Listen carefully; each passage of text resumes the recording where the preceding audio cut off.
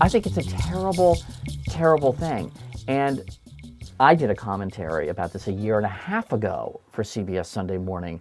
At the time, if people remember, the campaign's been going on so long, there was talk about Jeb Bush maybe running. George H.W. Bush said he'd make a fine president.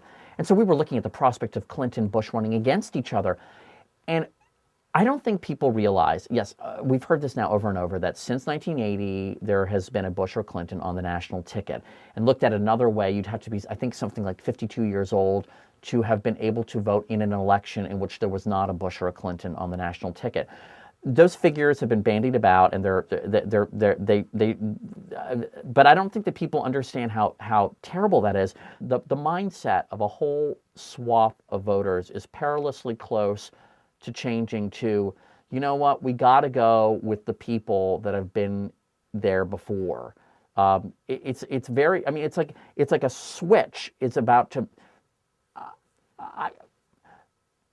I think, Hillary Clinton's merits aside, I think if she were the nominee of her party and were elected, regardless of how well or poorly she did in office, I think that there's a terrifying chance that a switch would have finally been pulled, and the majority of American voters would switch to looking forward to looking back when they vote, saying we need somebody who has ties to White House power from before. Like it would also be a failure of imagination, a complete failure of. I mean, it's amazing to me that people aren't more disturbed by Dynasty.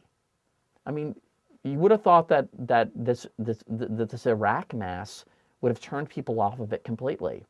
I mean, Jefferson must be spinning in his grave. I mean, just doing like, you know, I mean, because he had a problem with the appointment of Supreme Court justices for life, you know, and wanted us to clean house however many years. I won't pretend to know offhand.